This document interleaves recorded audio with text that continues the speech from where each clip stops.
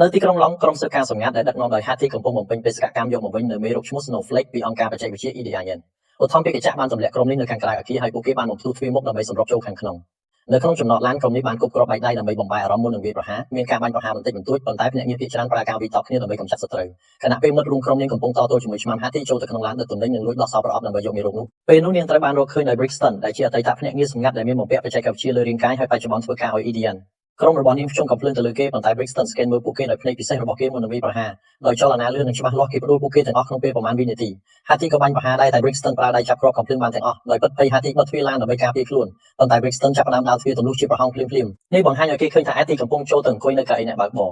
Brixton ដើរទៅមុខហើយបាញ់ប្រហារទៅលើកញ្ចក់ឡានធ្វើឲ្យ Hattie បើកថយក្រោយរុញរថយន្តមួយចំនួនចេញពីផ្លូវមុននឹងបើកបំមុខទ្វារមុខចេញទៅក្រៅដោយអស់ជំរឿក្នុងការគេចខ្លួននាងក៏ចាក់បញ្ចូលមេរោគ Snowflake ទៅក្នុងខ្លួននាងផ្ទាល់ពេល Brixton ចេញមកក្រៅនាងបានរត់គេចបាត់ទៅហើយនៅទីក្រុង Los Angeles ភ្នាក់ងារ Hobbs ដើរចូលទៅក្នុងហាង Karaoke មួយហើយចូលទៅក្រោយឆាកដើម្បីស្វែងរកក្រុមអ្នកលេងគាត់វាយកម្ចាត់ក្រុមនោះទាំងមូលយ៉ាងងាយស្រួលដោយជំនាញដ៏អស្ចារ្យហើយទុកមេខ្លោងនៅចុងក្រោយដោយរុញគេទៅលើកៅអីសាក់រូបដើម្បីគំរាមឲ្យនិយាយពីមេរោគដ៏អាថ៌កំបាំងនោះជននោះមិនដឹងអ្វីសោះដូច្នេះ Hobbs ក៏សាកពាក្យអាក្រក់មួយនៅលើស្មារបស់គេមុននឹងចាក់ចេញនៅទីក្រុងឡុងភ្នាក់ងារ Shaw ចូលរួមពិធីជប់លៀងដ៏ប្រណិតមួយហើយចូលទៅតំបន់ VIP ដើម្បីស្វែងរកគោលដៅរបស់គាត់ក៏បានវាយកម្ចាត់ក្រុមនោះទាំងមូលក្នុងពេលតែប្រមាណនាទីដោយប្រើប្រាស់វត្ថុគ្រប់យ៉ាងនៅជិតដៃពេលគាត់ចាប់មេខ្លោងបានគាត់ប្រើខ្សែពួរចងព្យួរគេនៅមាត់បង្អួចហើយសួរពីមេរោគនោះដែរបុរសនេះក៏មិនដឹងអ្វីដែរដូច្នេះ Shaw ក៏ទុកគេឲ្យនៅព្យួរទីនោះហើយដើរចេញទៅក្រោយមក Hobbs ញ៉ាំអាហារថ្ងៃត្រង់ជាមួយកូនស្រីឈ្មោះ Sam នាងកំពុងធ្វើកិច្ចការសាលាពីមេធានគ្រួសារប៉ុន្តែមិនសូវដឹងពីសាច់ញាតិរបស់ខ្លួនទេគួរឲ្យសោកស្ដាយ Hobbs បដិសេធមិននិយាយពីរឿងនេះទេអាហាររបស់ពួកគេត្រូវបានរំខានដោយភ្នាក់ងារ CIA ម្នាក់ដែលកំពុងតាមរកមេរោគ Snowflake ដែរគាត់បង្ហាញរូបថតមួយសន្លឹកដល់ Hobbs ដោយពន្យល់ថាមេរោគនេះអាចរំលាយសរីរាង្គមនុស្សបាន CIA ដឹងថា Hattie មានមេរោគ Snowflake ប៉ុន្តែពួកគេជឿថានាងសម្លាប់ក្រុមខ្លួនឯងដើម្បីលួចវាអ្នកវិទ្យាសាស្ត្រដែលបង្កើតមេរោគនេះក៏បានបាត់ខ្លួនដែរភ្នាក់ងារនោះដឹងថា Hobbs ជាអ្នកតាមដានដ៏ពូកែបំផុតលើโลกហើយចង់ឲ្យគាត់ស្វែងរក Hattieជាទូទៅ Hobbs ធ្វើការម្នាក់ឯងតែលើកនេះគាត់ត្រូវទៅជួបភ្នាក់ងារទំនាក់ទំនងម្នាក់នៅឡុងនៅក្នុងគុក Shaw ទៅសួរសុខទុក្ខម្ដាយរបស់គាត់ដែលធ្លាប់ជាមេខ្លោងឧក្រិដ្ឋជនគាត់សួរពីកូនស្រី Hattie ដូច្នេះ Shaw បញ្យល់ថាគាត់មិនបាននិយាយជាមួយកូនស្រីយូរហើយពេលម៉ោងសួរសុខទុក្ខចប់គាត់បង្ហាញថាគាត់បានដោះខ្នោះដៃរួចហើយខណៈពេលពួកគេជជែកគ្នា Shaw ចាក់ចេញពីអគារហើយក៏ត្រូវបានតាក់ទងដោយភ្នាក់ងារ CIA ម្នាក់ដែលបង្ហាញរូបថត Hattie ដល់គាត់ភ្នាក់ងារនោះបញ្យល់ថា CIA កំពុងតាមចាប់នាងដោយសារមេរោគនោះប៉ុន្តែបើ Shaw ជួយពួកគេយកវាត្រឡប់មកវិញនាងអាចនឹងត្រូវបានលើកលែងទោស Shaw យល់ព្រមទោះបីជាគាត់មិនចូលចិត្តគំនិតដែលត្រូវធ្វើការជាមួយភ្នាក់ងារម្នាក់ទៀតក៏ដោយស្របពេលនោះ Hattie ទទួលបានការហៅទូរស័ព្ទពីថ្នាក់លើសុំឲ្យនាងបកគលមេរោគនោះមកវិញនាងដឹងថាពួកគេគិតថានាងសម្លាប់ក្រុមខ្លួនឯងដូច្នេះបើនាងចេញមុខពួកគេនឹងសម្លាប់នាងដែរបន្ទាប់មក Hattie បើកកន្លែងលាក់អីវ៉ាន់សម្ងាត់ហើយយកអាវុធមួយចំនួនមកដំឡើងជាអន្ទាក់ក្នុងផ្ទះល្វែងរបស់នាងក្រោយមកនៅឯការិយាល័យ Shaw និង Hobbs ភ្ញាក់ផ្អើលយ៉ាងខ្លាំងពេលដឹងថាត្រូវធ្វើការជាមួយគ្នាពួកគេធ្លាប់ជួបគ្នាកាលពីមុននិងមិនត្រូវគ្នាទាល់តែសោះដូច្នេះការឈ្លោះប្រកែកគ្នាក៏កើតឡើងពេលភ្នាក់ងារពីរនាក់ព្យាយាមសម្រួលពួកគេ Hobbs បានគប់កៅអីទៅមាត់ទ្វារទីបំផុតពួកគេសម្រេចចិត្តធ្វើការបែកគ្នាហើយមើលថានរណាអាចយក Snowflake បានមុនបន្ទាប់ពី Shaw ចេញទៅ Hobbs ពិនិត្យមើលកាមេរ៉ាសុវត្ថិភាពនិងយកចិត្តទុកដាក់លើផ្លូវដែលគ្មានកាមេរ៉ាគាត់សន្និដ្ឋានថា Hattie ប្រកាសជាលាក់ខ្លួននៅកន្លែងណាមួយដែលកាមេរ៉ាមើលមិនឃើញទាំងនោះនៅផ្ទះល្វែងរបស់ Hattie Shaw បើកទ្វារបន្តិចហើយឃើញអន្ទាក់នៅពីក្រោយវាគាត់គេចពីវាយ៉ាងប្រុងប្រយ័ត្នហើយចាប់ផ្ដើមរកមើលកន្លែងលាក់អីវ៉ាន់សម្ងាត់រហូតរកឃើញកុំព្យូទ័រមួយពេលនោះភ្នាក់ងារ EDN បានលេចមកពីក្រោយគាត់ដូច្នេះ Shaw ចេញកំភ្លើងលាក់ទុកមកបាញ់ប្រហារភ្នាក់ងារពីរនាក់ត្រូវបាញ់ប្លង់ថយក្រោយមុនពេល Shaw ចាប់ផ្ដើមវាយតប់ជាមួយអ្នកផ្សេងទៀតដោយប្រើប្រាស់គ្រឿងសង្ហារឹមនិងវត្ថុផ្សេងៗជំវិញខ្លួនជាជំនួយ Shaw កំចាត់ពួកគេម្ដងម្នាក់សូម្បីតែបោះបរោះម្នាក់ចេញក្រៅបង្អួចការប្រយុទ្ធនេះធ្វើអន្ទាក់របស់ Hattie ដំណើរការតែទោះជាយ៉ាងណា Shaw ក៏ញ៉ាំទៅដល់វាទាន់ពេលវេលាក្នុងពេលជាមួយគ្នានេះ Hattie ចូលសន្តាគារមួយហើយលួចកាបូបមួយពីទេដៃវ៉ាន់នាងក៏ខ្លាញ់ធ្វើជាដើរបុកភ្ញៀវម្នាក់ដោយចេតនាដើម្បីលួចសោបន្ទប់នាងចូលទៅបន្ទប់នោះហើយប្រើសម្លៀកបំពាក់ពីកាបូបដែលលួចបានដើម្បីបន្លំខ្លួនពេលចេញមកវិញនាងត្រូវបានស្ទាក់ដោយ Hobbs ដែលប្រាប់ឲ្យនាងចុះចាញ់ Hattie ទាញមួកសុវត្ថិភាពពីគាត់ពីរបីដងមុននឹងព្យាយាមរត់តែ Hobbs គាត់នាងជាប់បន្ទាប់មក Hattie ចាប់ផ្ដើមទាញវត្ថុគ្រប់យ៉ាងដែលនៅជិតដៃគប់ទៅលើគាត់តែ Hobbs ការពារខ្លួនបានយ៉ាងងាយនឹងដាក់ខ្នោះនាង Hattie នៅតែបន្តវេតទល់ជាមួយគាត់វាយគាត់ពីរបីដៃទៀតសូម្បីតែលោតទៅគៀបបកគាត់ Hobbs កំចាត់នាងយ៉ាងងាយដោយគ្រាន់តែលើកនាងដោយដៃម្ខាងថ្ងៃបន្ទាប់ Brixton ទៅទីស្នាក់ការ EDN ដើម្បីពិនិត្យមើលការវិវត្តរាងកាយរបស់គេដែលជាដំណើរការដ៏ឈឺចាប់វាត្រូវបានបង្ហាញថា EDN មានផែនការបង្កើតពូជមនុស្សកម្ពុជាថ្មីដោយប្រើមេរោគនេះដើម្បីសម្លាប់មនុស្សដែលមិនមានការអភិវឌ្ឍរាងកាយនៅឯមូលដ្ឋាន CIA Hobbs ប្រាប់ Hattie ថាគាត់មើលដឹងថានាងមិនបានសម្លាប់ក្រុមខ្លួនឯងទេតាមរយៈក្បាច់គុណរបស់នាងប៉ុន្តែរហូតដល់តែពួកគេអាចបញ្ជាក់បានគាត់មិនអាចដោះលែងនាងទេការសន្ទនារបស់ពួកគេត្រូវបានរំខានពេល Hobbs ទទួលទូរស័ព្ទពី Sam ដូច្នេះគាត់ឲ្យភ្នាក់ងារម្នាក់ទៀតយាម Hattie ខណៈគាត់ចេញទៅនិយាយទូរស័ព្ទខាងក្រៅ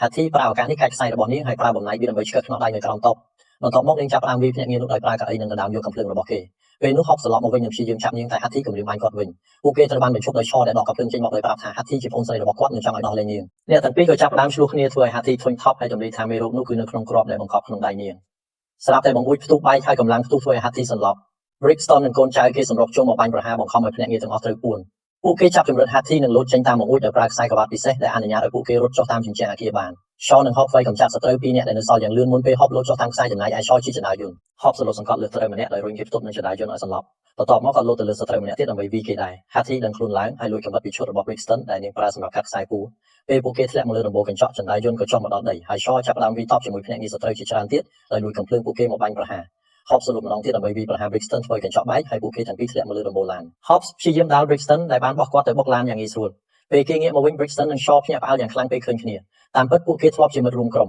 ប៉ុន្តែ Brixton សម្រេចចិត្តចាកចេញពីទីភ្នាក់ងារសម្ងាត់ហើយចូលរួមជាមួយ EDRN ដូច្នេះ Shaw ត្រូវបានបញ្ជាឲ្យសម្លាប់គេ Shaw ព្យាយាមវាយប្រហារ Brixton ដែរប៉ុន្តែគេត្រូវបានផ្ដួលយ៉ាងងាយស្រួលដូចគ្នា Hobbs ស្វែងឆ្មាំម្នាក់ឲ្យដួលនិងលួចគ្រាប់បែកដៃគប់ទៅឡានមួយដែលធ្លាក់សង្កត់ពីលើ Brixton ដៃដែលបានពង្រឹងកម្លាំងរបស់គេជួយខាត់វាបានមុនពេលសង្កត់លើគេ Hattie វាកំចាត់ភ្នាក់ងារម្នាក់ទៀតហើយ Hobbs រត់ដេញតាមនាងតែ Shaw បានលេចមុខមកក្នុងឡានរបស់គាត់ដើម្បីជួយសង្គ្រោះអ្នកទាំងពីរ Brixton និងកូនចៅឡើងជិះម៉ូតូហើយចាប់ផ្ដើមដេញតាមពួកគេ Shaw បើកបរយ៉ាងលឿនបំផុតដោយកិច្ចប្រជុំស៊ីវិលគ្រប់គ្នានៅតាមផ្លូវខណៈ Hobbs បាញ់ទៅលើអ្នកជិះម៉ូតូពេលមានឱកាសទីបំផុតនៅសល់តែ Brixton ប៉ុណ្ណោះហើយម៉ូតូពិសេសរបស់គេអាចឲ្យគេជំនះគ្រប់ឧបសគ្គបាន Brixton បាញ់ប្រហារហើយឡានរបស់ Shaw ត្រូវជាប់ចន្លោះគេនិងភ្នាក់ងារដែលត្រឡប់មកវិញ Hobbs ទាញបរិបម្នាក់ទម្លាក់ពីម៉ូតូហើយវាគេផ្ទុកនឹងជញ្ជាំង Shaw ប្រើក្បាច់បើកបរយ៉ាងគ្រោះថ្នាក់ដោយបំបោឡានចូលក្រោមរថយន្តដឹកទំនិញទោះយ៉ាងណា Brixton បន្តតាមពីក្រោយដោយសារការច្នៃម៉ូតូរបស់គេបន្ទាប់មក Shaw បើកបំបល់ត្រឡប់ក្រោយភ្លាមៗធ្វើឲ្យ Brixton បុកនឹងឡានក្រុងនេះអនុញ្ញាតឲ្យឡានគេខ្លួនបានបន្តិចក្រោយមក Brixton បញ្ជាឲ្យក្រុម EDIN ចូលលួចប្រព័ន្ធព័ត៌មានទាំងអស់ដោយបញ្ចេញព័ត៌មានคล้ายៗពេលនេះ Shaw និង Hobbs ត្រូវបានគេប្រកាសថាជាភេរវករដ៏គ្រោះថ្នាក់នៅលើទូរទស្សន៍ជាតិបន្ទាប់ពីអ្នកទាំងបីឃើញដូច្នេះ Hattie និយាយថានាងចង់រកអ្នកវិទ្យាសាស្ត្រដែលបង្កើតមេរោគនេះដើម្បីយកវាចេញហើយ Hobbs បង្ហាញរូបថតដែលគាត់បានពី CIA ឲ្យនាងមើល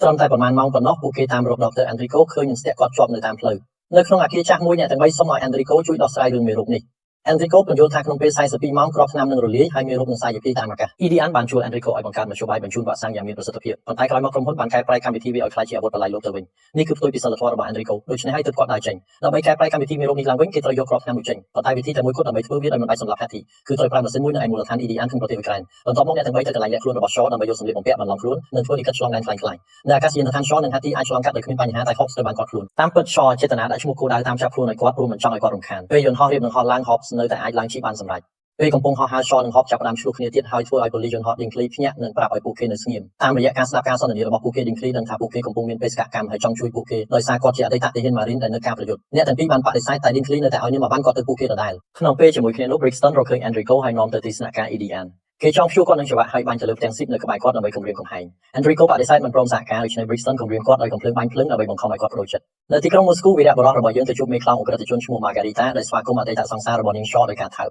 បន្ទាប់មក Margarita បង្ហាញពួកគេពីព័ត៌មានសម្ងាត់ដែលនាងមានអំពីមូលដ្ឋាន EDN ហើយ Hattie ស្ម័គ្រចិត្តឲ្យគេចាប់ខ្លួនដោយចេតនាព្រោះពេលនោះនាងនឹងត្រូវបញ្ជូនទៅម៉ាស៊ីនទាញយកដោយផ្ទាល់ហើយអ្នកទាំងពីរអាចតាមដានទីតាំងរបស់នាងបាន Margarita ក៏បានផ្ដល់អាវុធនិងឧបករណ៍ជាច្រើនដល់អ្នកទាំងបីសម្រាប់បេសកកម្មនេះនៅពេលល្ងាច Margarita ប្រគល់ Hattie ទៅឲ្យ Brixton ក្នុងនាមជាអ្នកទោសព្រឹកបន្ទាប់នាងមកដល់មូលដ្ឋានហើយ Shaw និង Hobbs ជិះយន្តហោះតាមនាងពីក្រោយពួកគេលោតឆាតយន្តចុះពេលមកដល់មូលដ្ឋានដែរហើយចុះចតក្នុងស៊ីឡូមួយដើម្បីជ្រៀតចូលអគារខណៈអ្នកទាំងពីរវាឆ្មាំតាមផ្លូវ Hattie ត្រូវបាននាំទៅបន្ទប់ពិសោធន៍ដែល Enrico កំពុងរៀបចំម៉ាស៊ីន Hobbs និង Shaw ដំឡើងគ្រឿងផ្ទុះដែលនឹងផ្ទុះក្នុងពេល45នាទីបន្ទាប់មកពួកគេចូលតាមទ្វារផ្សេងគ្នាខណៈ Hobbs វេឆ្មាំតែម្នាក់ឲ្យសន្លប់ Shaw ត្រូវប្រឈមមុខនឹងឆ្មាំជាច្រើនអ្នកក្នុងពេលតែមួយគាត់កំចាត់ពួកគេយ៉ាងងាយហើយបរិសុទ្ធទាំងពីរអ្នកបានយកឆ្មាំដែលសន្លប់ទាំងនោះទៅ scan ដើម្បីបើកទ្វារបន្ទាប់ពួកគេទាំងពីរចេញមកក្នុងបន្ទប់តែមួយជាកន្លែងដែល Brixton និងកូនចៅគេវាយពួកគេឲ្យសន្លប់យ៉ាងលឿននៅក្នុងបន្ទប់ពិសោធន៍ Hattie ត្រូវបានគេចំដៃជាប់នឹងតុដោយជើងរបស់នាងនៅទំនេរនាងក៏វាយប្រហារនឹងផ្ដួលឆ្មាំទាំងនោះដោយដណ្ដើមយកមកចូលដែលពួកគេបំរុងចាក់នាងជាមួយនឹងប្រដាប់ឆ្កឹះដែលនាងលាក់ក្នុងមាត់នាងឆ្កឹះខ្នោះដល់ខ្លួនឯងនិងលួចយកម៉ាស៊ីននោះ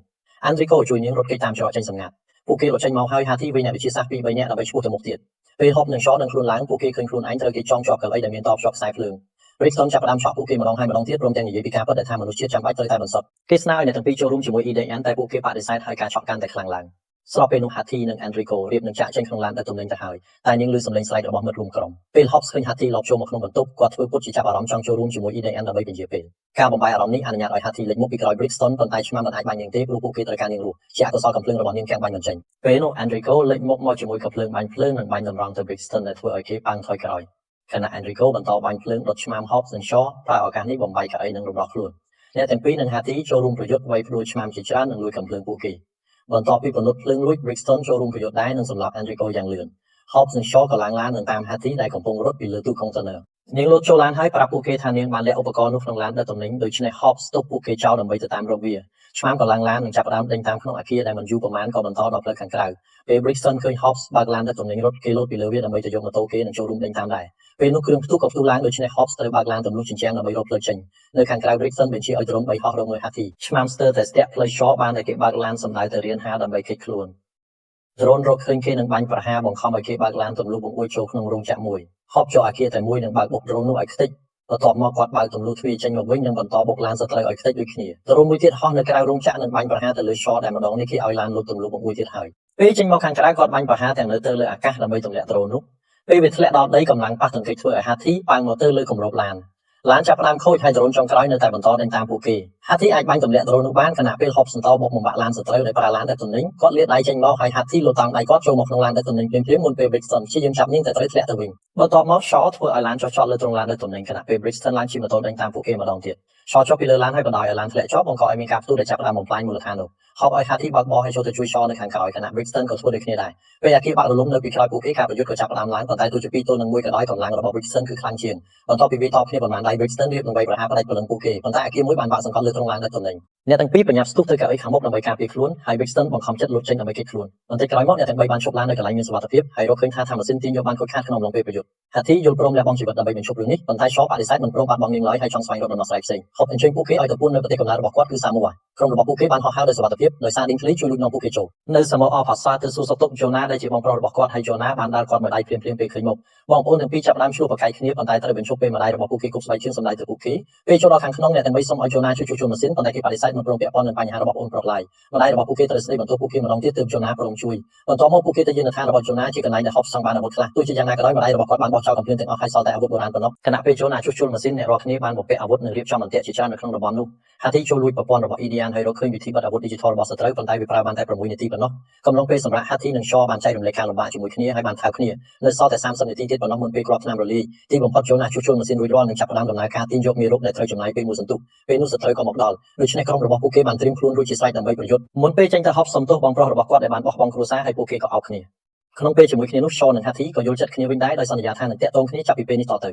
ក្រុមរបស់ Brixton ឡោមព័ទ្ធអាគារដោយប្រើរថយន្តរបស់ពួកគេខណៈពេល Hobbs ចេញមកក្រៅជាមួយបងប្អូនរបស់គាត់ពេលសត្រូវព្យាយាមបាញ់ប្រហារអាវុធរបស់ពួកគេដើមមិនរួចដោយសារការលួចប្រព័ន្ធរបស់ Hathi បន្ទាប់ពីសូត្រពាក្យពិធីសាសនាបុរាណ Hobbs បំផ្ទុះគ្រាប់បែកដែលបំផ្ទុះរថយន្តជាច្រើនគ្រឿងកម្ចាត់សត្រូវមួយក្រុមធំក្នុងពេលតែមួយបន្ទាប់មក Shaw ចេញមកតាមឡានដឹកទំនិញជាមួយនឹងកាំភ្លើងបាញ់ភ្លើងដែលបង្កើតជារង្វង់អណ្ដាតភ្លើងដើម្បីព័ទ្ធក្រុមរបស់ Brixton Hobbs និងបងប្អូនរបស់គាត់អាចវាយប្រហារបានបង្កឲ្យមានការប្រយុទ្ធដោយដៃទទេយ៉ាងស្វិតស្វាញដោយសារភ្នាក់ងារទាំងនោះទម្លាប់ប្រើកាំភ្លើងពួកគេមិនដឹងពីវិធីការពារខ្លួនពីអាវុធបុរាណនោះទេមានតែ Brixton ម្នាក់ប៉ុណ្ណោះដែលប្រយុទ្ធបានយ៉ាងល្អដោយសាររាងកាយដ៏រឹងមាំរបស់គេអាចប៉ះទៅការខ្វះខាតកាំភ្លើងបានភ្នាក់ងារមួយចំនួនអាចលបចូលទៅចិត្តនិងរកឃើញ Hathi ដែលនៅតែភ្ជាប់ជាមួយម៉ាស៊ីនមានការពារខ្លួនប៉ុន្តែមានមនុស្សច្រើនពេកដូច្នេះ Shaw ប្រញាប់ទៅជួយនាងបងប្អូនទាំងពីរធ្វើការជាមួយគ្នាដើម្បីកម្ចាត់ពួកអាក្រក់ដោយមិនបង្អាក់ដំណើរការទាញយកមេរោគឡើយសត្រូវម្នាក់បញ្ជូនឡានសម្ដៅទៅរកពួកគេហើយបងប្អូនទាំងពីរលោតគេចចេញភ្លាមៗមុនពេលវាផ្ទុះជាអកុសលរលកកម្លាំងផ្ទុះធ្វើឲ្យ Hathi វិលមុខយ៉ាងខ្លាំងដូច្នេះនាងមកវិញនៅក្នុងសមរភូមិស្របពេលនោះឧទ្ធម្ភាគចក្ររបស់ EDN បានចុះចតនៅក្បែរនោះ Brixton រកឃើញ Hathi ហើយចាប់គ្នាដូច្នេះនាងស្ដោះទឹកមាត់ដាក់មុខគេវីរៈបុរសរបស់យើងឃើញ Hathi ត្រូវបានគេទាញសោកទៅកាន់ឧទ្ធម្ភាគចក្រហើយឡើងជិះឡានដឹកទំនិញដេញតាមនាង Shaw ជាអ្នកបើកបរខណៈ Hobbs យកច្រវាក់នៅខាងក្រោយពេលឡានស្ទុះផ្លោះយ៉ាងខ្ពស់ Hobbs គប់ច្រវាក់ទៅពួកឧទ្ធម្ភាគចក្រហើយ Shaw បើកលឿនជាងមុនដើម្បីទាញវាចុះ Hobbs បើកម៉ាស៊ីនទាញរំជាច្រវាក់ចូលធ្វើឲ្យ Brixton ខឹងយ៉ាងខ្លាំងហើយធាក់អ្នកបើកបរទម្លាក់ចេញដើម្បីគ្រប់គ្រងចង្កូតដោយខ្លួនឯងដោយទាញឧទ្ធម្ភាគចក្រឡើងលើលើកឡានដឹកទំនិញផុតពីដីពេលនោះ Jonah និងបងប្អូនមួយចំនួនបានលេចមុខមកក្នុងឡានដឹកទំនិញបន្ថែមទៀតហើយពួកគេចាប់ផ្ដើមភ្ជាប់តជាមួយឡានរបស់ Shaw ដើម្បីបន្ថែមទម្ងន់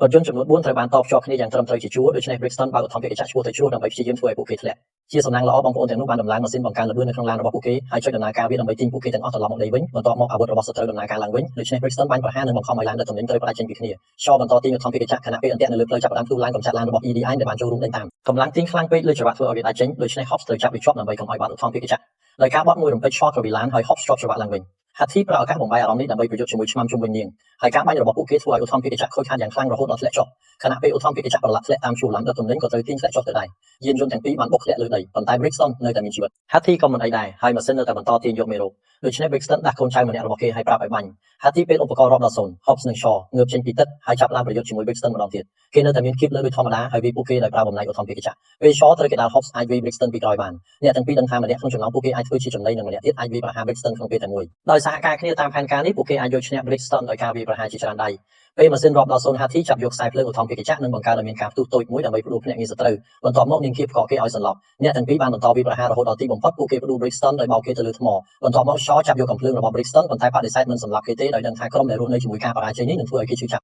់ត្រឡប់ទៅឯយានដ្ឋានវិញម្ដាយរបស់ Hobbs បាននាំអ្នកភូមិទាំងមូលមកការពារតំបន់នោះពីភ្នាក់ងារដែលនៅសេសសល់ដោយបង្ខំឲ្យពួកគេចុះចាញ់ EDN បានតាមដានមើលគ្រប់យ៉ាងតាមរយៈកាមេរ៉ានៅក្នុងភ្នែករបស់ Brixton ហើយបានបិទដំណើរការរាងកាយគេធ្វើឲ្យរាងកាយគេធ្លាក់ចូលទៅក្នុងសមុទ្រមេរបស់គេបានផ្ញើសារតាមយន្តហោះដែលសន្យាថារឿងនេះមិនទាន់បញ្ចប់នៅឡើយទេក្រោយមក Hobbs នាំសារមកជួបគ្រួសាររបស់គាត់ជាលើកដំបូងខណៈពេល Hathi និង Shaw ទៅសួរសុខទុក្ខម្ដាយរបស់ពួកគេដើម្បីជួយនាងរត់គេចខ្លួនកុំភ្លេចចុច Subscribe និងបើករូបកណ្ដឹងដើម្បីទស្សនាវីដេអូជាច្រើនទៀតដូចជាវីដេអូនេះអរគុណសម្រាប់ការទស្សនា